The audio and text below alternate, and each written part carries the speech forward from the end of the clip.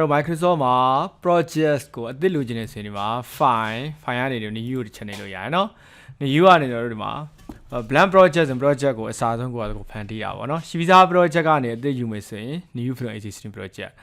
excel file နဲ့ယူမယ်ဆိုရင်ဒီကောင်ဟုတ်နော် SharePoint ရဲ့ test list ထဲကယူမယ်ဆိုရင်ဒီဟာဒါနဲ့ template တွေကနေယူမယ်ဆိုရင်လည်းရတာ okay တော့ blank project ကိုတောင်းလိုက်ပါနော်အဲဆိုရင် project 1ဆိုပြီးတော့ဟိုဒီမှာဟိုတက်လာပြီပေါ့နော်နောက်တဲ့ project ယူမယ်ဆိုရင်လည်းကျွန်တော်တို့က project 2 project 3ဆိုပြီးအဲ့လိုတက်သွားမှာပေါ့နော်အဲ့တော့shortcut အနေနဲ့ဆိုရင် control n keyboard ပေါ်ကနေ control n ကိုနှိပ်လိုက်ဒီမှာ project 2ဆိုပြီးနောက်ထပ် project ဖြစ်သွားပြီပေါ့နော် okay project ဖြစ်ပြီးဆိုရင်ကျွန်တော်တို့ကဘာပေးသင့်တုံးဆိုတော့ project ရဲ့ဒီ project information တွေပေးရမယ်ကြာဘယ်ရက်ကစမှာတော့ပေါ့နော် start date ဆိုတာအခု file ဖွင့်တဲ့ရက်ဒါပေမဲ့တကယ်တမ်း project ကအဲ့လိုစကြမှာစမှာနောက်တစ်ပတ်မှာစရင်စလိုက်မယ်ဟိုလာကောင်မှာစရင်စလိုက်မယ်အားကြရင်ဒီမှာ start date ကိုဒီမှာကိုယ့်အတကိုဒီမှာဘယ်ရပါဆိုရွေးလို့ရတယ် okay နော်အဲ့လိုပဲပြီးမဲ့ date finish date တွေလေရွေးလို့ရတယ်နောက် schedule from ဆိုတဲ့ project ပေါ့နော် project ရဲ့ start date နဲ့သွားမှာလားဒီမှာ project finish date နဲ့သွားမှာလား okay ပြီးတော့ test တွေအားလုံးက as soon as possible ပေါ့နော် as soon as possible ASAP ပေါ့နော်ဖြစ်နိုင်တဲ့တော့မြန်မြန်စမယ်ပေါ့နော်အဲ့တော့တို့ကဒီမှာ current date ဒီမှာရွေးလို့ရတယ်ဒီမှာတို့က calendar ရွေးလို့ရတယ်အဲ့တော့ဒီမှာ calendar မှာဆိုရင်ဒီ24 hours ဆိုတာတော့တနေ့ကုန်လုပ်လို့တာပေါ့နော်တနေ့ကုန်လုပ်လို့တာဒါမှမဟုတ်ညပိုင်းပဲလုပ်လို့တဲ့ဟာဆိုရင် night shift ကိုသွားလို့ရတယ် standard ကတော့ပုံမှန်လုပ်ချိန်ပေါ့တနေ့8နာရီလုပ်မယ်မနေ့8နာရီကနေ12နာရီထိဘိုင်းက4နာရီလုပ်မယ်ပြီးရင်စနစ်ကနေ2နာရီရထမင်းစားနားမယ်တနာရီကနေပြန်စမယ်9နာရီမှပြန်ဆင်းမယ်ဘာသာပုံမှန်လုပ်ချိန်အဲ့ဒါကျွန်တော်တို့ standard နဲ့သွားလို့ရတယ်โอเคနော်အဲ့ဒီ information တွေတို့ကဒီမှာရွေးပေးရမယ်နော် project information တွေဒီမှာရွေးပေးရမယ်ဒီမှာတေချာချိန်ခဲ့ရမယ်ပေါ့မချိန်ခဲ့ဘူးဆိုရင်တို့ဒီမှာ schedule ဆွဲတဲ့နေရာမှာတိုင်ပတ်လေဥပမာနောက်တစ်ဘက်ကစမှာရခုကလေးကစတဲ့ပုံစံကြီးနဲ့ static တွေလုပ်ခဲ့မယ်ဆိုရင်တို့ schedule ဆွဲတဲ့ချိန်တိုင်းတို့အစားဆုံးပြန်လုပ်ရလိမ့်မယ်ပေါ့နော်အဲ့လိုမျိုးမဖြစ်အောင်တော့ဒီမှာခါလဲချိန်ခဲ့ရမယ်ပေါ့နော် okay အဲ့တော့ဒီခါလဲမှာကိုက project new ကိုတောင်းလိုက်ပြီတောင်းပြီးတော့ဒီလို project information ကိုမှန်ကန်မဖြည့်ခဲ့ဘူးကိုသုံးမဲ့ calendar တွေကိုလည်းတေချာ assign မလုပ်ခဲ့ဘူးဆိုတော့ဒါပထမဆုံးအရင်လုပ်ရမယ့်ဟာပေါ့ဥပမာကျွန်တော်တို့ Microsoft Word မှာစာရိုက်မယ်ဆိုရင်တို့ဘယ်လိုလုပ်ရအောင်အရင်ဆုံးစာရွက်စက်ကူရင်တောင်းရတယ်လေဟုတ်တယ်မလားစာရွက်စက်ကူရင်ချိန်ရတယ်ကို A4 နဲ့တော့ဆို A4 နဲ့အရင်ချိန်ကြီးမှရိုက်မဟုတ်ဘဲနဲ့ letter တွေပိုင်းတစ်ခါရိုက်ထားမယ်အမှအရင်အဲ့ letter တွေလည်းရိုက်တယ်မှာကိုကဒီစလုံးတွေ format တွေအကုန်ပြင်ဆင်ထားပြီးဒီမှာ print ထုတ်မယ်ဟေးလဲဆိုတော့ A4 ပြောင်းလိုက်တယ်ဟုတ်ဆိုအဲ့မှာ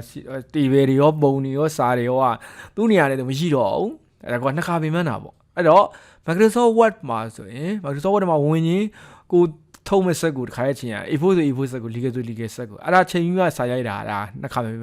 အကုန်အဆင်ပြေအဲ့လိုပဲ Microsoft project မှာလည်း project စတောင်းနေပေါ့ project information နဲ့သူရဲ့ဆိုင်နဲ့ static update တွေနောက် calendar တွေအဲ့ဒီရှာရွေးခဲ့မယ်ဆို okay ခါကျတော့မေ့တက်တယ်မမေ့အောင်တို့ project အသစ်တောင်းတိုင်းကိုတို့ဘာလုပ်သင့်တုံးဆိုရင်အဲ့ဒီ project information ကိုဖော်ပြပါဖြည့်ပါဆိုရင်တော့ပြောမယ်ပေါ့နော်အဲ့ဒါ file ကိုနှိပ်မယ်file ကနေဒီမှာ option မှာတော့ဒီမှာ general မှာရှိတယ် okay နော်ဒါ general အောက်ပြီးရင်တော့ဒီမှာ display အောက်မှာဒီမှာ schedule ရှိမယ်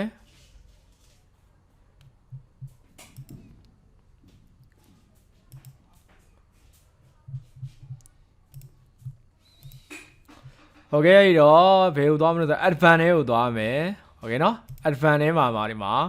general မှာ prompt for project info for new project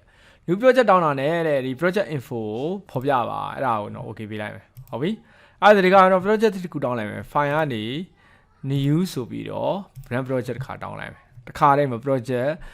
project information for project 3ဆိုပြီးတစ်ခါတည်းဒီမှာဘယ်နေ့စမှာတော့ဘယ်နေ့ပြီးမှာတော့ဘယ်လို feature နဲ့သွားမှာတော့ calendar ပါတွေတော့ဒီမှာတစ်ခါတည်းရွေးခဲ့ဖို့တစ်ခါတည်းတန်းပြောတယ် okay နော်အဲ့တော့ကိုရဲ့ဒီ project ဒီ Microsoft project system မှာဒါလေးကျွန်တော်ထည့်ရမယ် okay တော့သိမ်းမယ်ဆိုတော့ file ကနေကျွန်တော်ဒီမှာ save နဲ့သိမ်းလိုက်ရပါတော့ save ဘယ်နားမှာသိမ်းမှာတော့ပေါ့နော်ဘယ်နားမှာသိမ်းမှာတော့အဲ့တော့ကျွန်တော်ဒီ computer မှာသိမ်းမယ်ဆိုတော့ဒီမှာ this pc ပေါ့နော် this pc ဒီမှာသူပေးထားတဲ့ folder ထဲမှာကို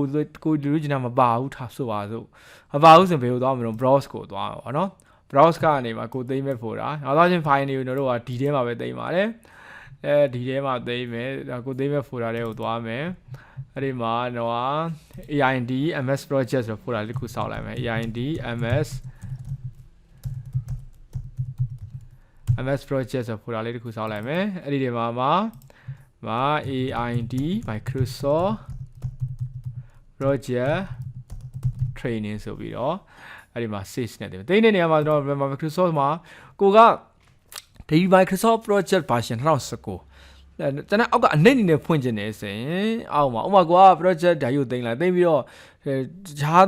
ကိုအတိတယောက်ကလည်း Microsoft project ကို project ကိုပေးရမယ်သူ version software နှိမ့်နေတယ်ဆိုရင်ကိုကတစ်ဆင့်ချပြီးတော့သိမ်းပေးရမယ်ဟုတ်ပြီနော်Microsoft project အောက်က2000ခွင်နဲ့သိမ်းထားရင်အဲ့မှာကျွန်တော်2000ခွင်နဲ့လည်းဖွင့်လို့ရမယ်နောက်73တို့16တို့နဲ့လည်းဖွင့်လို့ရမယ်အဲ့လိုမျိုးပေါ့နော်လောဆယ်ကျွန်တော်ကတော့ဒီ project ရိုးထိတ်ဆုံးက project ပဲယူမယ်ဆိုတော့ဒါဒီဒီ Microsoft project ဒါဒီ software 2019ဖြစ်တဲ့အတွက်ဒီ project ကိုဖွင့်2019နဲ့ပဲပြန်ဖွင့်လို့ရမယ်။ Okay တော့ save နေလိုက်မယ်။အဲ့ဒါဆိုရင်ဒီမှာ file မှာလည်းရင် project 3ကနေ AIND MS project training ဆိုပြီးပြောင်းသွားပြီ။ Okay နော်။